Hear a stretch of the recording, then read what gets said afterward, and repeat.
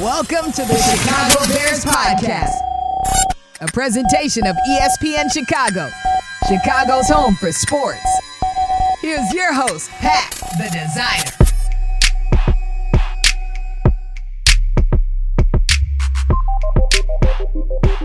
Bear down, Bears fans. Welcome into another edition of the Chicago Bears Podcast, a very, very special edition. Not because we got J-Mac on the show. Shout out to J-Mac, though. My guy. No, I'm just playing. J-Mac, what's going on, man? We got J-Mac in the building, but we're also being joined by former Chicago Bears running back and one of the dopest actors that we seeing coming out right now. Thomas, got to include the Q Jones, former Chicago Bears running back. T. Jones, what's good with you, man? Man, I'm good. Good morning, brothers. Thank you for having me on.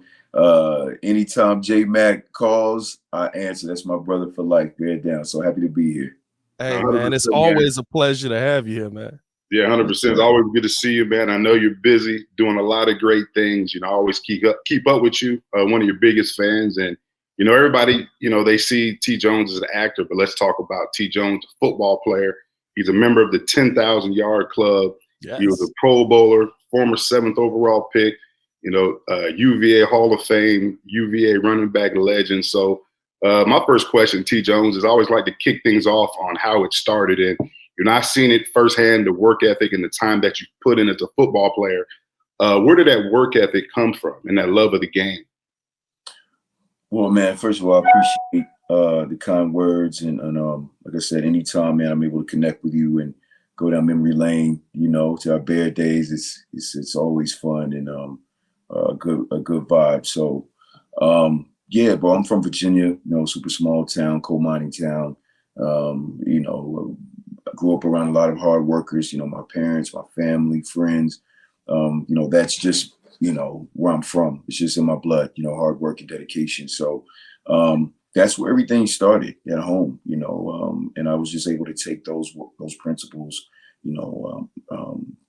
being hardworking, mentally tough, disciplined.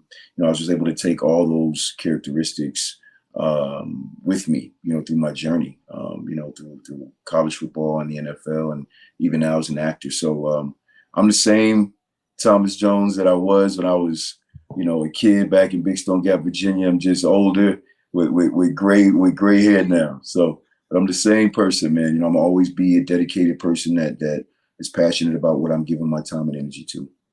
You're making the gray look good out here, brother. First off, I'm not gonna lie to you. I gotta give credit. Everybody can't pull off the gray. You have gone into your gray perfectly out here. I hope to look like you someday. I gotta get in the gym a lot more. No, but real talk. If who was the person, and this is always the interesting thing, because I feel like every person has this person in their life. Who was the person that you looked at and you were like, if they can do that for me every day, if they can do that for me in my life, then I can do this 110%. Who's the person that kind of instilled that work ethic, that mindset in you?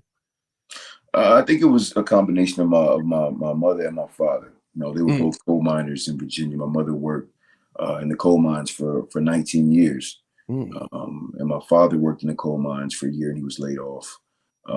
But he did a bunch of different odd jobs. But in regards to an example that I had, it was those two. They raised 7 kids, in an environment that was not, it wasn't poverty, but it wasn't Beverly Hills either, Yeah. So, we had to, work for everything that we had, earn everything that we had, and we had to appreciate everything that we worked for.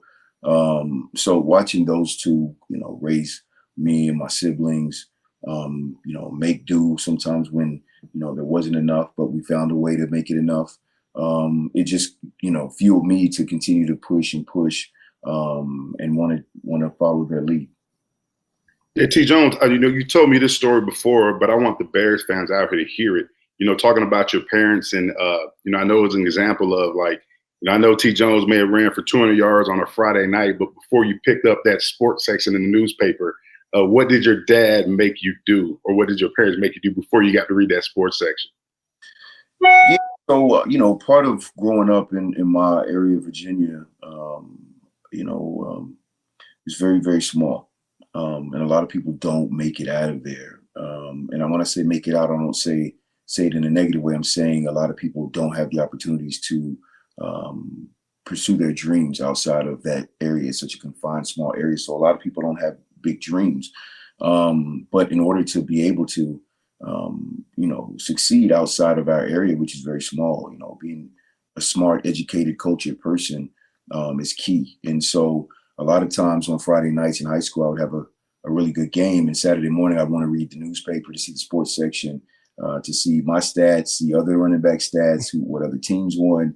But my dad would actually take the sports section out of the paper, and he would have me and my brother and my sisters read the front page of the paper, just so we understood what was going on in the world first, and made sports secondary. And so, although I've been a passionate football player and avid sports fan my whole life, including now, I've always been more interested in what's going on outside of sports, that's making the world go round, and also being, a good person and, a citizen that's contributing to society.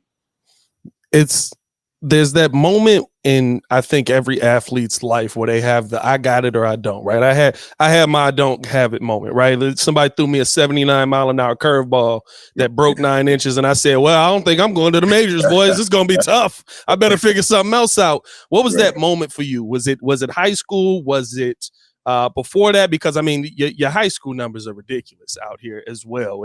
If y'all want to see somebody who embodies I am him, check out T. Jones High School stats as well. But what was that moment for you? I think that moment for me was my junior year in high school. I had always been kind of,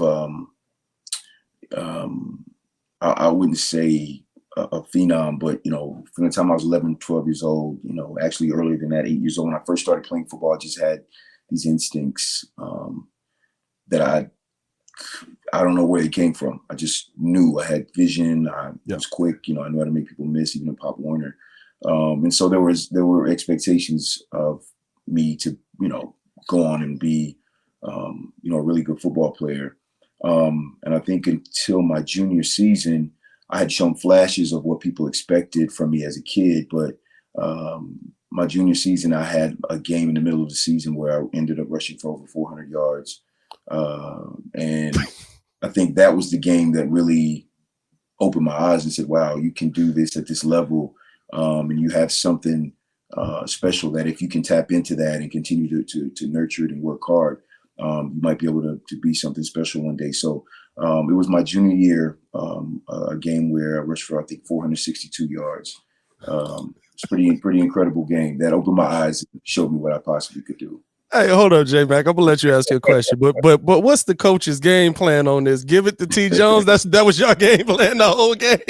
It turned into that. It was just one of those games. I'd had some pretty good games before that, but nothing like that where I was just in a zone. Our offensive line was doing an incredible job, and I don't know. It was just one of those magical nights. Sometimes we have as athletes where you just get in a zone and it's like you're not even. It's like an out-of-body experience, man. Makes you look up and you've got 275 yards at halftime, and then in the game you got almost 500 yards rushing. So it was a game that really pushed me because now that was the expectation every week was to rush for 400 yards, and so you just raised the bar for me as a high school player. And then I carried that same mindset throughout the rest of my career. Yeah, T. Jones, we talk about the numbers. We obviously know you as the running back, but I think what a lot of people didn't get to see on a daily basis, like I did, was the type of leader, the type of work ethic that you showed, in the facility, on a day in and day out basis. And, me and Pat and a lot of people around Chicagoland, we talk about if the Bears want to have success, they got to build that team chemistry within the locker room. And we know we had a lot of good team chemistry, a lot of good guys in the locker room, a lot of great players. Talk about how the team chemistry we had, back in 2006 really helped propel us to be a great team and make it to the Super Bowl. Yeah, I think the teams that win are the teams that have a nice mixture of veteran players who realize that their time is almost over in the league, and a mixture of young players with youthful energy, that could keep the older veteran players on their toes, and then a nice nucleus of players that are coming into their own, fourth year, fifth year players. And I think in 05 and 06, those years in Chicago when we won the NFC North and NFC championship, that was what that was. And we also had coaching staff that allowed us to be ourselves. We had a really it wasn't even really a team. It was a brotherhood, offense, defense, special teams. We were just in tune, and we really genuinely cared about each other. I hadn't felt that way since high school. It felt like I was playing high school football again. It was just in the NFL. These are guys that, you go to dinner with every Thursday night. We hung out at the facility. We hung out outside of the facility. And so when we were in the games, that was my brother. It wasn't my teammate. It wasn't my coworker.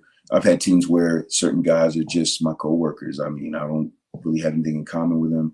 We don't have any chemistry. Once I see you at work, after I leave, I don't want to see you again until next week. Some of you I don't want to see again ever. Depending on what the relationship is, But with that team, it was just J-Mac was my little brother. Adrian Peterson was my little brother. J.D. Reynolds was my little brother. These are guys that kept me on my toes. I was a veteran. They were younger.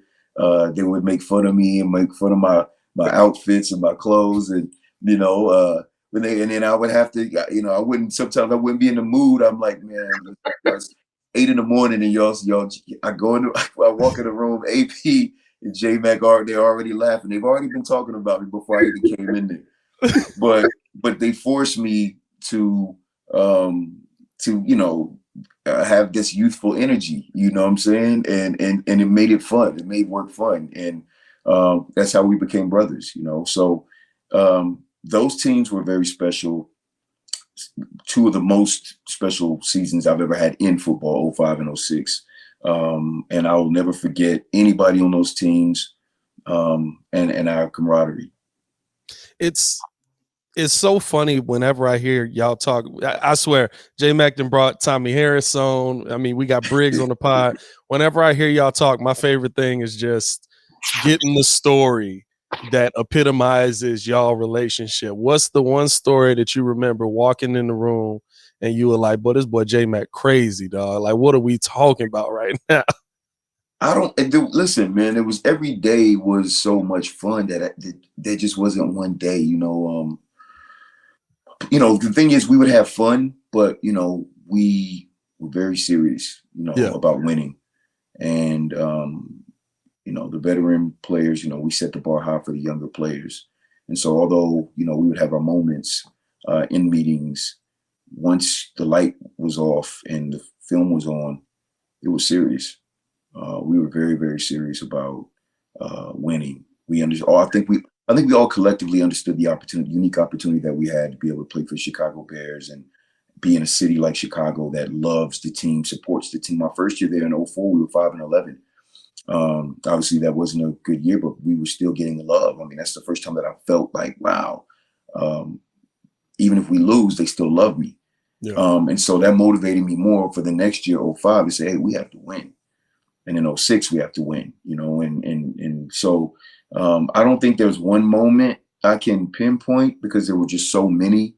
But I do appreciate the fact that we could have so much fun and then snap of a finger, it's game time. Yeah, T. Jones, we're talking about, the running back position and the way it's viewed in the NFL right now. And you look at, running backs who are up for new contracts, who didn't get new contracts, Saquon Barkley, Tony Pollard, just to name a few. What are your thoughts on the way the NFL is devaluing the running back position today? It's wild to see. I never, growing up as a running back and a fan of the NFL and NFL running backs, legendary running backs, and college running backs. I never thought I would see this day. where running backs are basically being, devalued. It's hard for me a lot of times now to watch football. I watch it on Twitter. I see highlights on Twitter and stuff like that. But the game is still going to be the game. Obviously you have the statistics and you have, I see the stats sometimes on ESPN. This percentage of the time they throw this, and this percentage of the time he's had this many targets, and this many, and it's like, I don't come from that world. I understand it because that's the world we live in now, technology and numbers. And, but, when I played and we played, there were so many more elements to the game, particularly with the running back position. Usually the running back is the heart of the offense.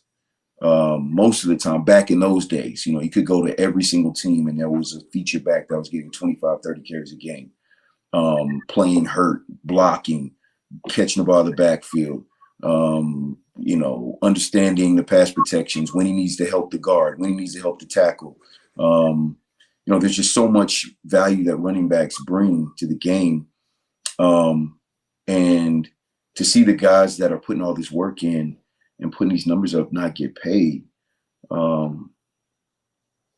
it's disheartening, man. It's a very, very tough position, and it's a lot of work, and it takes a lot of heart, courage, to go out there as a running back and play a 16, now 17 game season, and put up 1,000 yards, 1,200, 1,300, 1,400 yards. You're eating up the clock, you're helping manage the game, you're wearing down the defense. I mean, there's a lot of factors that people aren't taking into consideration with the running back position. So yeah, it's tough. It's tough to see, man. I feel bad for these younger backs because I know how hard they work and what they deserve. Do you feel like there is a difference in how these running backs are attacking, playing the game? Because I feel like when you guys were playing, when you were running the football, right, you literally did everything. Adrian Peterson did everything. I feel like every team, like you said, had a feature back that had to go out there and block, had to pass catch, had to be, of course, the running back, 3 down back. I feel like now we see a lot more of, what does he do? Well, he's fast. What does he do? He's specifically just a blocker in the backfield. What does he do? But your feature backs, of course, your Derrick Henrys and guys like that still do what a lot of you guys did. Do you feel like maybe how some of these running backs are attacking the game and just focusing on being good at one singular thing has caused a regression in how teams look at them? Because we don't talk about Derrick Henry struggling to get paid, or Christian McCaffrey, or those guys. I mean, I don't think that guys are just focusing on being good at one thing. I don't think that's true. I think teams use guys for specific things, and then also certain backs have their thing that they do well and thing that they don't do as well as another back. That's always been in the game. That hasn't changed. You've had running back by committee for years. Yep. Even with an Adrian Peterson, you had, I think, Chester Taylor. You play with it, so he may come in on 3rd down. When I was in New York, I might get 25 carries, but Leon Washington may come in on 3rd down. He may come in on, special plays. It's being able to, the offensive coordinator, finding ways to utilize the talents of the running backs. That's what's missing.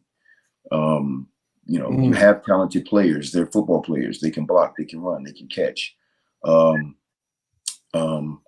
But if offensive coordinators aren't making an effort to figure out how to utilize all of them, utilize their talents, then it's going to seem like they have no value. And that's just not the case. Typically, most teams that win the Super Bowl have some sort of running game presence. I don't think that's ever going to change because football is always going to be blocking, tackling, and catching the ball.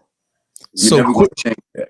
So quick follow-up then. Do you feel like when you played, your coaches adjusted their game plan based on how you aged in the game more so, and we're not seeing that from coaches?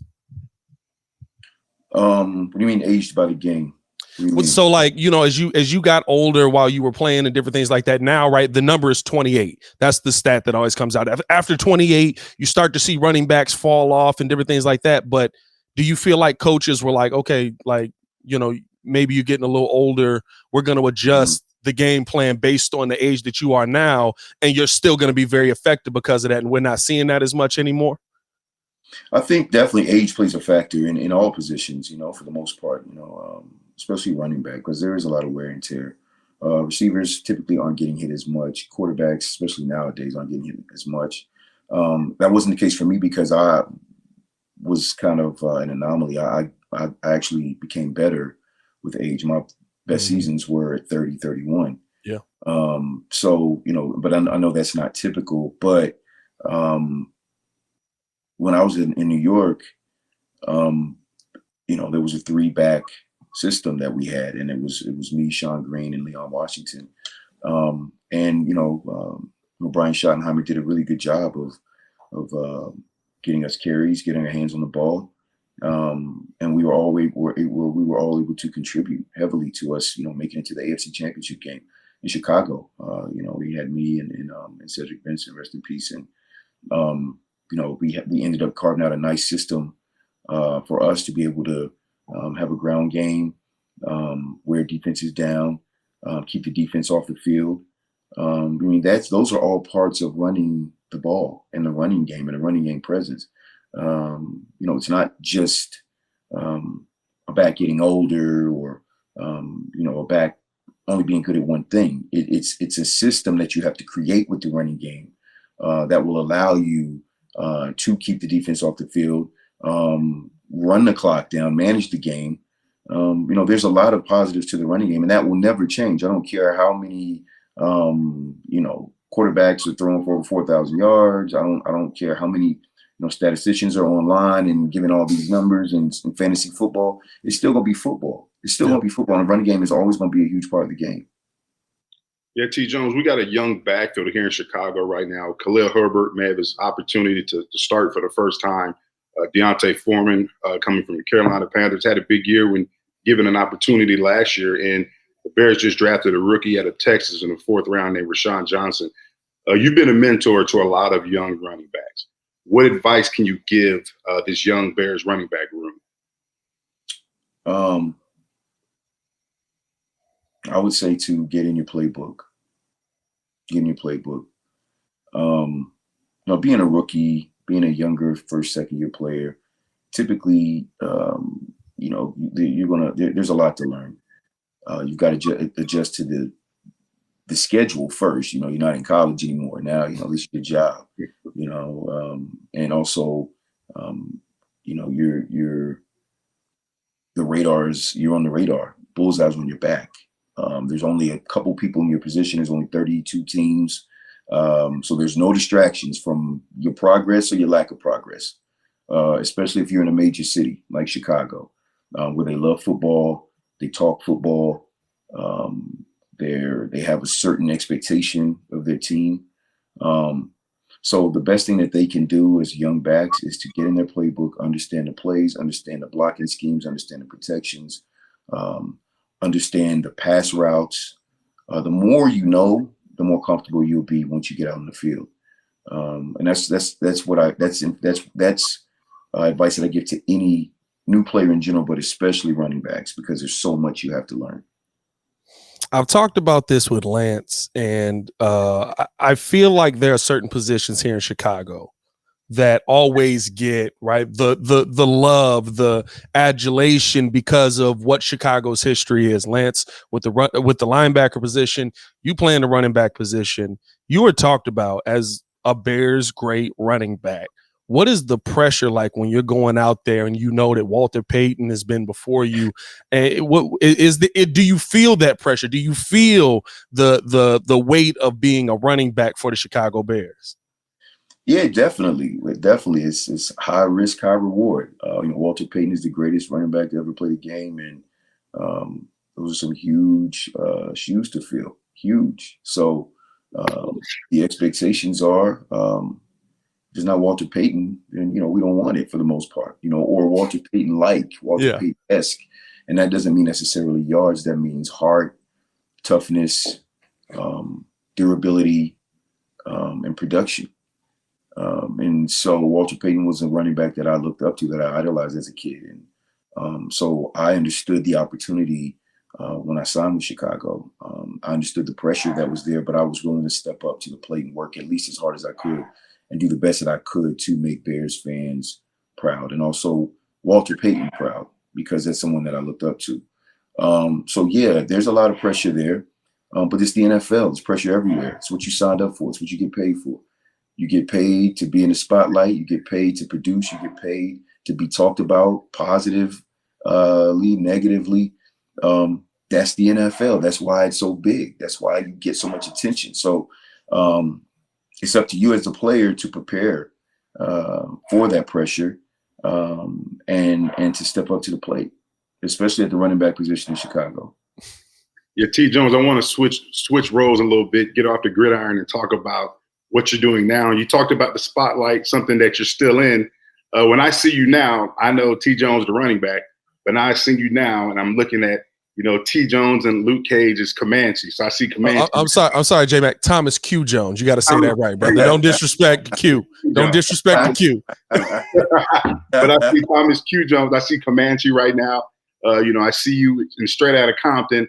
One of my favorite shows. I'm hoping it comes back. P-Valley. You know what I'm saying? So talk about, we talk about your passion with the game of football. Talk about, where did that passion come from in terms of acting, and how did you get into that? Man, I fell into it. I retired in 2012. Was trying to figure out what I wanted to do next.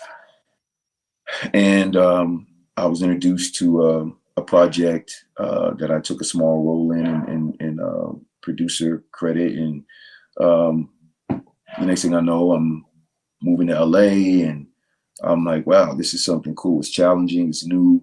I never saw myself being an actor, but this is something that I could definitely see myself doing. And so I moved to LA in 2014 and just got on the grind, started auditioning, found a manager, and then just started to hustle, made my own relationships. And next thing you know, I'm in this project, that project. I was in class for 4 years, which was the first thing I actually did, was enroll in class. So I was in 3 different actor studios for 4 years. Just so when I could get the opportunity to act, I knew what I was doing. A lot of people don't understand that. People say, hey, can you put me on? I'm like, well, if I give you these lines, are you going to be able to perform, or are you going to make a fool out of yourself? Because there's only one or two things that are going to happen. Yeah. So now after almost 10 years of being in the business and being a producer and creating my own shows and running my own shows as a showrunner and a lead actor on my own show, it's been the best possible transition for me. It's helped me evolve as a person. How I was when I played in the NFL. I had a different mindset, because to play as long as we played and to have as much success as we had, you have to give everything, your heart, mind, body, soul, everything to the NFL and to the game. And sometimes that can play tricks on your mind. It can make you a certain type of person. And unfortunately, because I played football in my mind all day, everything was football. I wasn't able to evolve as a person. You know what I'm saying? I was stuck in this passionate, violent world of the NFL and winning the Super Bowl and, competing. And in real life, that you can't do that. You can't compete over a parking spot. You know what I'm saying? It's like, hey, let's, spot. You can't. It's my spot. I'm tackling. I'm gonna tackle you. Yeah, they got laws against that, dog. You can't do that. You can't do that. But how do you turn that off? And acting helped me understand. Hey, if you want to be successful in this business, there's different protocols. There's a different way that you have to move. And so, that in turn, practicing that helped me evolve and grow as a person, and also being around new people, different perspectives, different backgrounds. Typically when you're in the NFL locker room, a lot of us, even if we come from different backgrounds, we all have the same violence and the same mindset on that field. You put that helmet on, it's about your respect, and so, yeah, it's been an incredible transition. Super happy with the projects I've been able to work on, and blessed to continue to have more projects come about. When you think about some of the challenges you faced in the NFL and now challenges that come up in the acting world, are there any similarities where you man, oh, this just like when I was with the Chiefs, bro. I know how to navigate this. We good. Like, have you seen any of that in where the worlds kind of come together and you know what you're doing already because of football? Yeah, I think football gave me a leg up because I'm in front of the camera, win or lose. You have to talk to the media. So, you're on the spot at all times. You're performing in football. You walk in the stadium and, you Thomas Jones. And when you walk in onto the field, I'm Thomas Jones, number 20. People paid tickets to see that guy. They didn't pay to see the laid back person I am in real life. They paid to see this passionate, energetic, running back with heart. That's who they want to see. You have to become a gladiator in so many ways. And, I'm just excited, like I said, that I was able to find something like acting in Hollywood that is similar in a lot of ways in regards to the structure of it. Because those skills, the skill set that I had as a football player, those skills were easily transferable to acting. Knowing your playbook is the same as knowing your script. I'm a hard worker and I'm mentally tough. So I was on 5 different teams. So each team I went to, I had to restart and, build up my confidence again, to be successful there. It's the same thing in Hollywood. You get told no all the time on auditions. You go on 20 auditions and get told no. So at what point do you just quit? Or do you keep going because that next audition is going to be the one? And then bam, it is, So there's a lot of similarities, which have made the transition a little more seamless for me because I played football.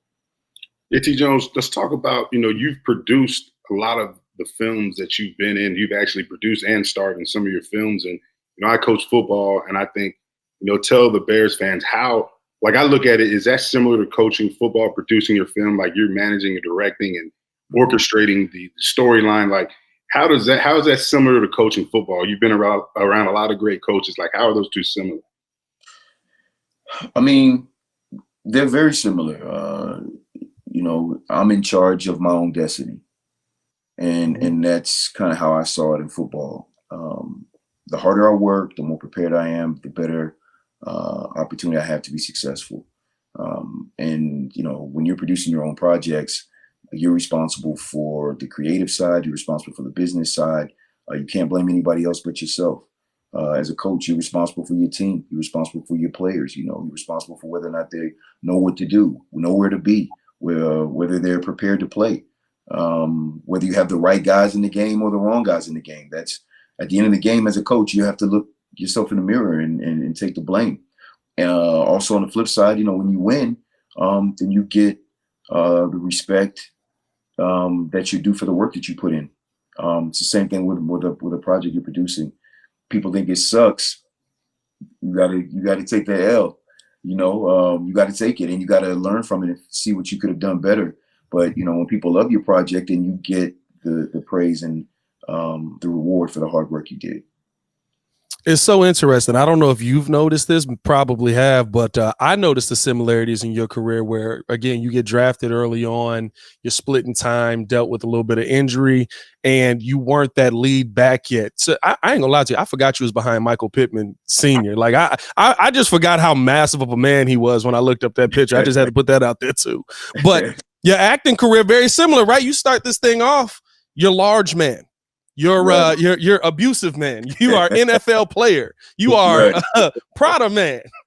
What was that role that was similar to the Chicago Bears 04 to 06? You go to the Super Bowl, all of that. What was that role for you where, first off, you got a name, and then all of a sudden, you're taking off from there?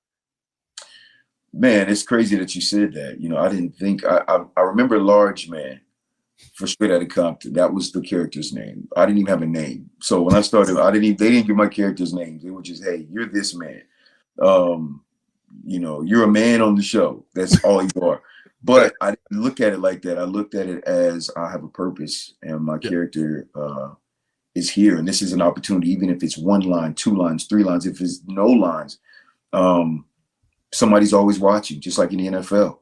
A lot of rookies that come in during training camp, a lot of guys don't know that they won't make the team. But anytime I would talk to a rookie, I would always say to them, hey, listen, somebody's always watching. Somebody's always watching. They're watching in practice. They're watching in preseason games. Go make the plays. Be prepared. Don't think about whether you're going to make the team or not. Play the play, because somebody's watching that play. Because I had that mindset, I understood that someone was always watching. It might not be that I have that many lines that they like, but maybe it may be I have a certain look for a character they're thinking about, or maybe there's a way I delivered my 1 line or my 3 lines. Yeah. And that's what happened. A lot of people saw some of my smaller performances, and I didn't have to have a name for the character because my presence spoke enough for me to get me other opportunities. So it is similar. The NFL, and that's why I was saying earlier, the NFL and my journey through the NFL has given me the confidence and also the mindset of to believe that things will work out if you are just prepared for whatever that opportunity is. Yeah, let me ask you this, T. Jones. Do you get the same adrenaline rush like as, when we're running out the tunnel at Soldier Field, getting ready for a game, juices is flowing, ready to go to battle. And when you're on set and they say lights, camera, action, like, do you still get that rush when you're in an acting role? Yeah, you do. You still get that, the little butterflies and and it's dope, let you know you're alive, let you know that, there's still something to be excited about. Sometimes when, we play in the NFL or you do something for so long, it's hard to find something else that you're just as passionate about to where you get those same feelings. But it's not the same. Nothing will be the same as running out on Soldier Field. Nothing will be the same as that. But on a micro level, the stakes are high. There's expectations for you to memorize your lines, deliver your lines, perform the character. And then, once it's out to the public, then, hey, it's up for their judgment, whether they like you or not, because they don't have to like you. They don't have to like your performance. They don't have to like anything. So there's a lot of similarities there. And I think that's why I've been able to stick with it for so long, because it's the closest thing psychologically that I feel I could do to connect me to football. I love it. I love the connection, man. How much do you still get to watch with your career now in acting? How much do you still get to tune into the Bears on a Sunday, or tune in, just sit down and enjoy a football game on a Sunday? I don't really watch football for a while. Once I retired, I had to really disconnect from football. I didn't watch any games. I didn't go to any games.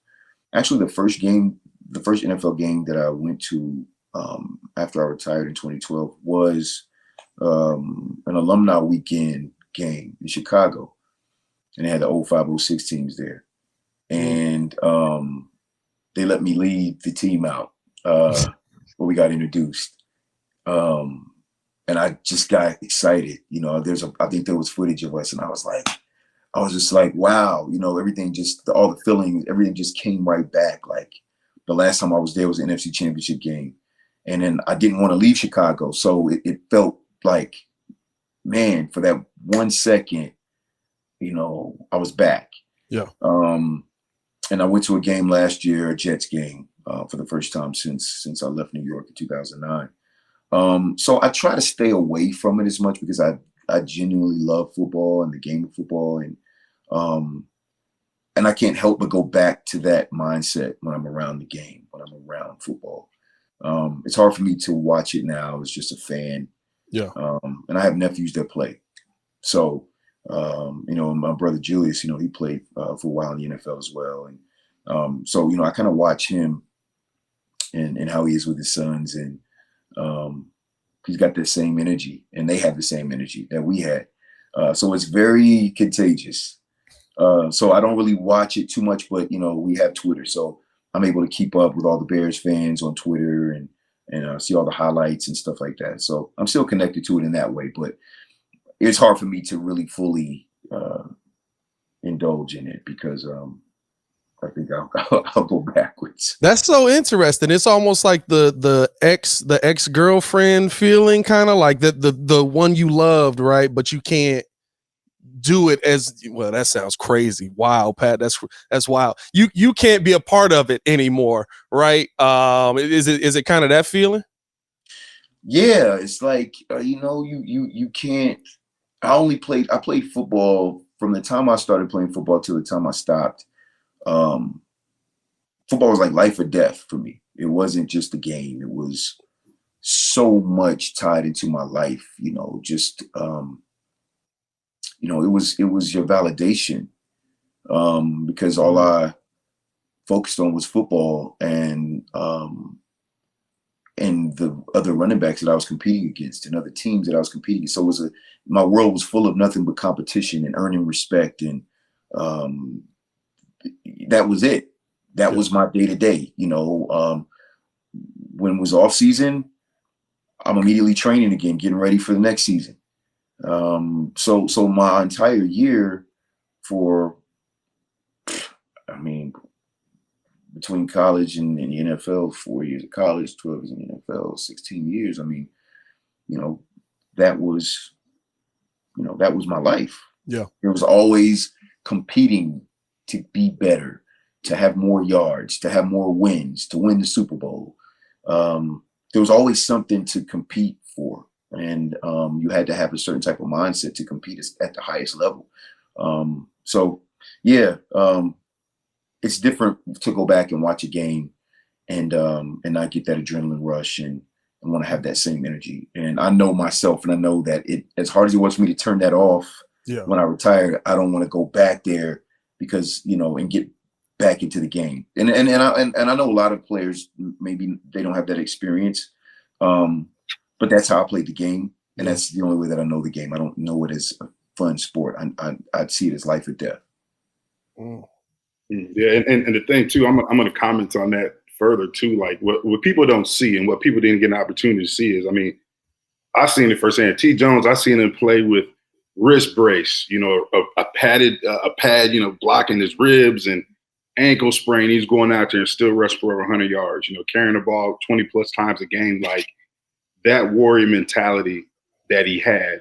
And you see how that's translated with him after retirement to go into acting and be successful in acting. Like you said, to go out there and compete for 20 roles and be told no, and to have that drive, motivation, that competitive edge to keep going, to persevere. And you see what he's done. And with that being said, I want to ask you two-part question. What has been your favorite role in what's next for Thomas Q. Jones in the acting? Respect to Q. Respect to Q is like John Q. I'm gonna change my phone contact now. Put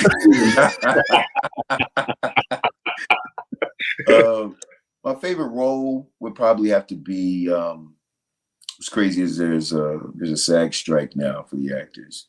Yeah. And so technically we're not supposed to promote projects that we're working on. So I'm trying to stay within that SAG guideline. I don't want somebody from SAG seeing this interview and then I get an email, hey, you're kicked out of SAG. But my favorite role would have to be on my show Johnson. I'm playing a father that's going through marital issues, child custody issues. And so I'm getting an opportunity to portray, a man that is a family man that's fighting for his family. Very, very personal role for me. I feel like I'm representing a lot of men that may not have a particular voice based off of the perspective that's typically shown, particularly for Black men. And so it's a very powerful role. I get a lot of really positive feedback from men and women alike about the character and what he's fighting for. So that's probably my favorite role. I have multiple projects coming up. I don't want to get into the names of them, but I have multiple projects coming up that me and my producing partner, Deji LeRae, incredible writer, producer, actor as well. We're producing multiple projects at the same time. So yeah, I have a lot of really cool projects that are going right now. I have a docuseries talking about football. It's called Life After. It's on Amazon Prime. It's an 8-part series that follows the lives of 12 former NFL players and some of their struggles once they retired. There's a lot of really, really great players on there with great stories. Very intimate docuseries, lifestyle series. DeMarcus Ware is on there. Spice Adams, my boy Spice. Hey. Myron Rowe. I mean, there's some really, really good guys on there. Justin Forsett, with some very interesting stories that I think you all would really, really like. You can connect to these guys. It's just a very honest, grounded docuseries. It's called Life After on Amazon Prime. Make sure to tune in with that, everybody. I mean, listen, this has been a fire interview. This has been a great time to have this kind of conversation with Thomas Jones, man. Last thing before we let you get out of here, you mentioned the strike. You mentioned everything that's going on. If you can't answer, that's 100% fine, because never let me be the person to get somebody kicked out of anything. But when you see everything that's going on, we've seen a couple of actors speak out about it. Where's your stance on it? Are you like, come on, guys, like, let's just get this resolved. Let's make this happen. Like, we need to start to respect these writers and different things like that more than they've been respected. Yeah, definitely. It's corporate America, which is, been the same since corporate America began. It's, if they can get you to do work for less than what you deserve, they will, just because they know they have the leverage for the most part, until we all come together and realize that we actually have the leverage. Yeah. And that's what's happening now with the strike. Writers, some incredibly talented writers that write some of the most funny jokes, most dramatic films that you've seen, that entertain you on a daily basis. They're not getting paid what they're owed. And also with SAG, the actors, they're also not getting paid. And then you have this whole, AI situation where, they're trying to, take advantage of AI, and which would create, a world where they wouldn't have to, where they would have to pay even less. Yeah. So this is a pretty major situation with the Writers Guild and SAG, fighting for wages and just asking for fair treatment and fair pay, just like any other union that's there. SAG has done a great job in the Writers Guild of protecting us as creatives, and we're gonna fight tooth and nail, see if we can get something done.